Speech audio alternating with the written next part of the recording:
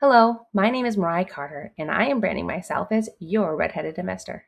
I wanted to kick off a new journey I am on with a video, an honest video, but it is short as I'm on a mission and I need your help. I'm not good with scripts, so I will reference the few bullet points I have to cover on this initial video, which is to the side over here. I will get better at this technology as it evolves for sure. So that's my initial script. Now I'm going to go to my PowerPoints here. This month is the 1 year anniversary of a dear friend of mine that had passed away unexpectedly. And she was a professor. And here I am trying to be an entrepreneur. And we've known each other for 45 years.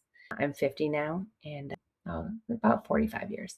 And she would kind of be like living vicariously through me. So I told her things about vision boards and like word of the year. So she had texted me that her word was radiate. Radiate for her meant, this is for her word for 2025, meant light, positivity, warmth, and support. She already lived this every day. But I decided to take that word in honor of her and carry that into my podcast and carry this mission forward and combine it with mine. So the podcast name is going to be called Radiate in Wealth with Your Redheaded Investor. So that's where the word radiate comes from. Now, my story, who the heck am I? For the last 3 years, I've been on a real estate investing journey. About 3 years ago, I had a financial awakening and I thought, oh my gosh, I actually have control over my money. I mean, if you think about it, the two entities that I know of that are making the most wealth in this country are the banks and insurance companies. Hands down, they are. I wouldn't even say it's in real estate. It's banks and insurance companies. And I've been kind of digging into why that is. But the weird thing is, fundamentally, how they're doing it is fairly simple. And any one of us can kind of replicate it in our own respective worlds. Believe it or not, it's doable. So there is a learning curve, I'll be honest with you. And I've had a lot of surprises along the way. I am not a guru. I am not a millionaire. I'm not one of those. Would I like to achieve that at some point? Yes. But I am just someone who's just a few steps ahead of you. And I'm willing to share my path and journey with you. So the main thing I want to get started with this podcast series is the foundational knowledge on money. A lot of people don't like the word wealth. They think it's a bad word. I'm using it in a few ways. One, yes, financial wealth. You hear the term generational wealth, but there's also mindset wealth. There's your health wealth. I'm in menopause. I've got, the hot flashes and like my body chemistry is all over the craziness right now. Cortisol and me are not friends.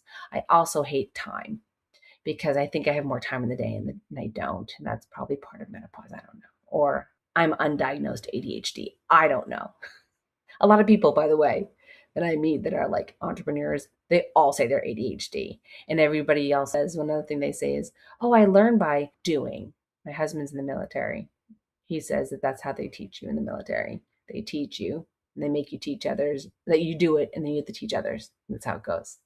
Anyway, so if you think you're new at saying, oh, I learn better by doing, you're like everybody else. I'm just going to break the news to you. Okay. Now, the foundation of money. So that's where I'm going to talk about that in various capacities. There's nuances to money. Money is just a form of getting from here to there, literally. It's like taking the train versus a car or taking a train versus a plane. Money can be the value you have in your wallet or the value you spend it on something, that you invest in something. Okay. So I'll be talking about those topics. The other thing, I've got my bullet points here. Let's see. Oh, yes. So some investors I respect and have been taking the time to learn from. Someone like Codie Sanchez, I can't find her quoting it, but I did hear her say it on a call, on a session I was on, I attended. Codie Sanchez is a female investor. She is awesome. I love her. She invests in small businesses because she identified that one of the best generations we've ever had in our living history are our baby boomers. And they are now all aging out of their homes and they're aging out of their businesses that they've built. And 9 times out of 10, their children do not want to take over those businesses. Those businesses are available for you to acquire, and you can manage it yourself and own it. And wouldn't that be a lovely legacy to leave them? So Cody's awesome if you want to look her up. But I heard her say once that there's no such thing as passive investing or passive income. And she's right. I wanted to be a passive investor. I, about around 3 years ago, it was like 5 years ago, I got into a W 2 part of my career, a new chapter in my career. I was making more money than I ever imagined I ever could. And it wasn't $1 million, but it was just more than I had ever thought. And I have a BA, I don't have a master's. I'm not one of those that just goes to school forever and ever and ever. I just had a BA, got out, got a job, started in customer service, and worked my way up to sales and get through sales. I wasn't even an executive. I was not even, I had to speak slower. I was not even an executive in sales. I was just in sales. And I kept just following this path where a lot of people I meet in my journey will be like, well, I just like fell into this job and then it went to this. And so I ended up in tech, and it happens for a lot of people. I wish I was that person that knew in high school what they wanted to do. Like so many of my friends did, and they're doing what they dreamed of. I had no idea. I just knew I could talk and I'm likable. And I know that not sales is not the same for every business. There's different types of sales. And I fall in one bucket, which is partnerships. That's where I fall into. So I love that stuff. I love working with businesses, understanding how they operate, and then how can I get their business to do better with my products and services that I can provide.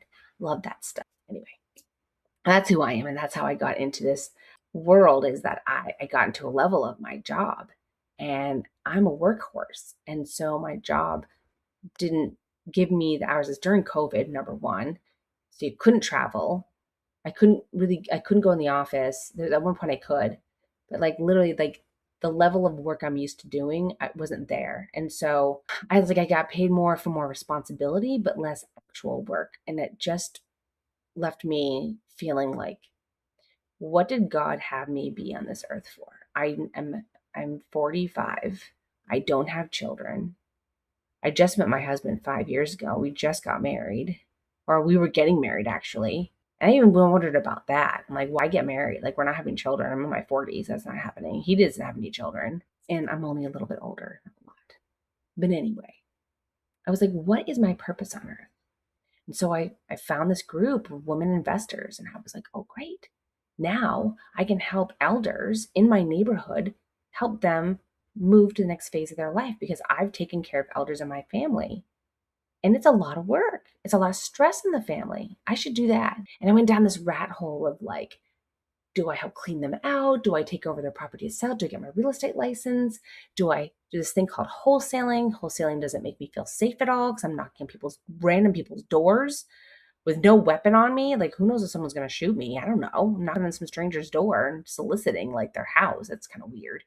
But people do it all the time, just let you know. I was trying to figure out my way, but then I had this financial awakening. I had all this money, I had a lot of time, and I could do good. So, what could I do? And then I was like, holy cow, I learned that money is just a form of getting the things that I want, but I can also double it, triple it, 10x it. Holy heck. What? This is a whole new world. Like, I did not know this existed. And I'm not a reader. It took me 2 years to read Rich Dad Poor Dad. It took me 2 years. I read his other books faster than that one. I don't know why. I skipped ahead. I tend to do that sometimes. I kind of skip to the end of things. But anyway, so I had this financial awakening and I had this time and I want to get back. So I call myself a squirrel. I started squirreling and putting I call it nuts in all these holes in my yard, I was going to write a book. I was going to do an Instagram page. I was going to do an Amazon affiliate. I'm going to do real estate investing and passive. I'm going to do residential assisted living, which is what it's called for the aging. And I was like, and I realized I did not have enough time in the day. So fast forward 3 years, 4 years, and I hate time. Time is one you cannot get back. I lost my friend a year ago. She died at 52. She wasn't done living her life here on earth. but God had a bigger purpose for her. So now I'm back to it. What was my purpose on this earth? It's not to have children, have a dog. What am I good at? I'm good at uplifting others. I'm good at getting my cup filled by making others profitable if I could. So I'm like, okay. And there's a way to do that, make money at it. So let's figure that out. So hence this podcast, Radiate in Wealth with your redheaded investor. So next topic. Before we even talk about investing, the core fundamental of a solid foundation of financial knowledge is crucial. I can't tell you the one thing that no one really has. Very select few.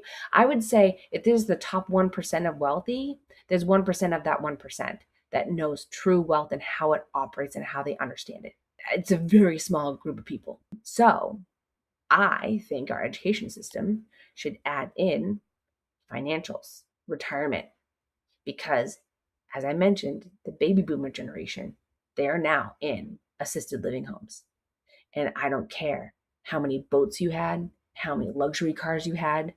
If you didn't use your money well, you're just like everybody else. And the staff is not paid enough. They're overworked. They're tired. They have more patients or residents, let's say. They have more residents in that facility than they can take care of. I've seen it twice now in my own life. And it's horrible. I do not want to be there myself. So it's up to me to change that. I have no one else to rely on. So just think of it that way. I'm under pressure. I've got 20 good years to figure this stuff out and make my retirement achievable so that I am okay with some stranger wiping my ass. And I'm okay with it because they're getting paid adequately enough to do it. Because there'll be a time I probably won't be able to do that. So I know this sounds dark and dreary, but the good news is you have a chance to control this. So that's where I come in. And I don't care what socioeconomic level you are, where you came from, where you are at, where you're now at, if you've got $0 in your wallet or you've got $1,000,000 in your wallet. You have the opportunity to educate yourself on this. And I want to do it in such a manner that it's understandable, it's consumable, and you can execute on it. But it takes time. I always want to compare financial wealth with baking. I guess you can do with cooking, but I'm not a cook. I do better at baking. I need like a recipe that has to be followed so that it comes out perfect. I am not one to cook. My husband's the cook. So he cooks. He does a great job. I hate those cooks that will cook something and you're like, oh my gosh, this is so good. Can you make it again? They're like, I don't know. I just put things together. I hate you people because it's like, now you can't make it again. You'll never make it like this again. This is it. It's not so unfair. But if you bake something, you have to follow the recipe for everything to work well. All the ingredients need to sync together. That's how finances work. They're not like cooking. Okay. So if you are naturally good at baking, you'll like financial knowledge. Okay. So we're going to be talking about financial foundations starting from $0. We're going to talk about investing with as little as $1. What does that look like? And again, I talked about, I don't care what background you came from. You can figure this out. You are an intelligent human being and you can figure this out. So there's that.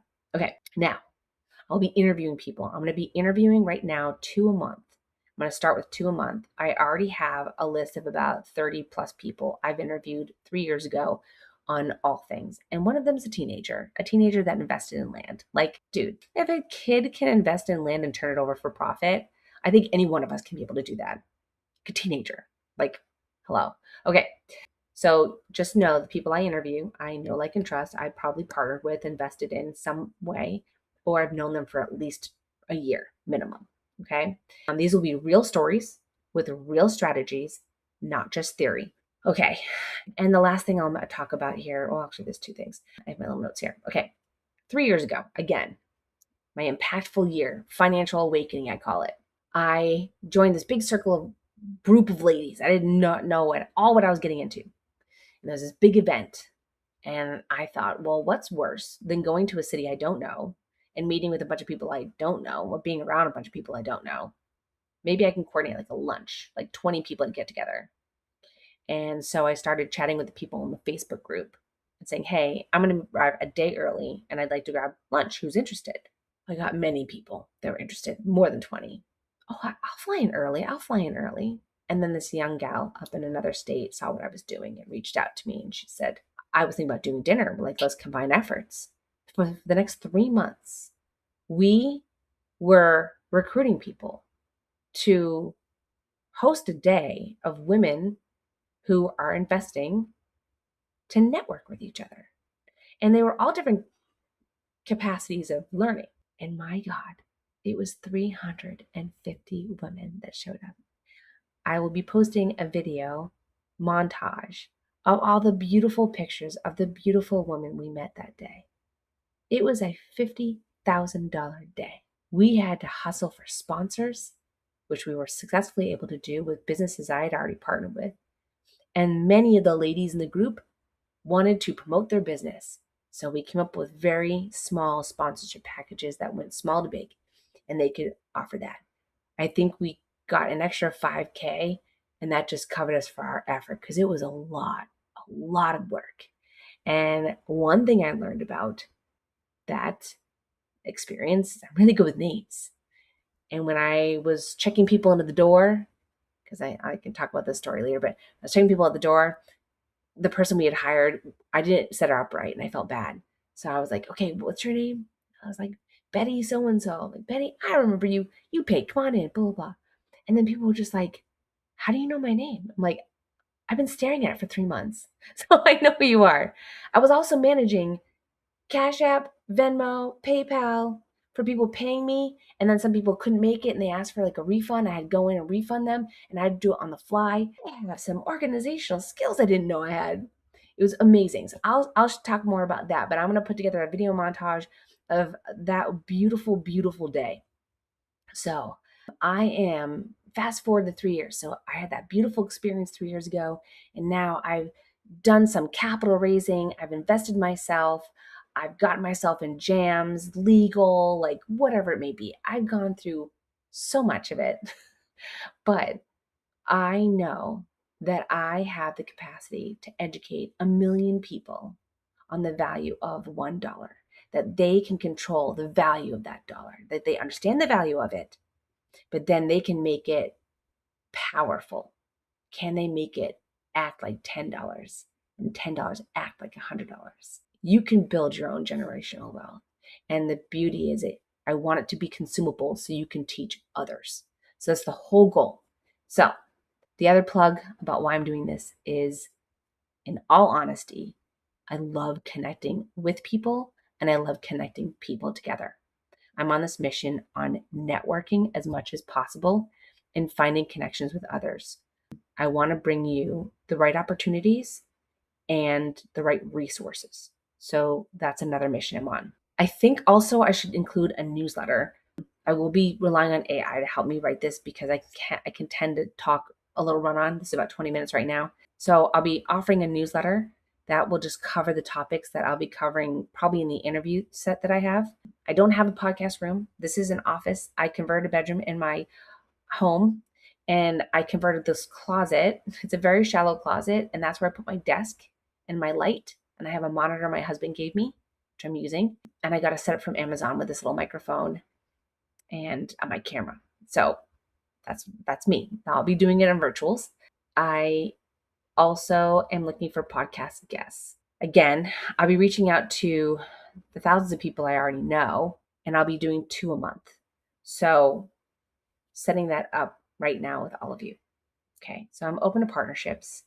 This will be a form of income for me. I'll be honest with that as well. But if you're starting out, everything's negotiable. So I'm fair. But yeah, I'm on a mission and I think you can help me achieve this 1 million people. So I'm excited about this. I'm scared, but as you can see, I don't have any makeup on. I am wearing, so you can hear my dog drinking water right now. This is going to be real, authentic. I will probably be dabbling in AI stuff because I'm learning about that and I think it's cool, but you'll see me. And I think that's only fair. So reach out to me. I am known on Facebook as Mariah Carter, your redheaded investor. You might see the redheaded investor because maybe a format didn't like your. I'm building out my website, but I do have the domain, so don't try and steal it. I have that already for 3 years with GoDaddy. What else? I have my LinkedIn and Instagram. So I would love the follows on my professional page. So I'm going to add all those links in this video commentary, and I'm just going to post wherever my friends will let me. My goal is to, again, if I can reach 1 million people, it would be super awesome.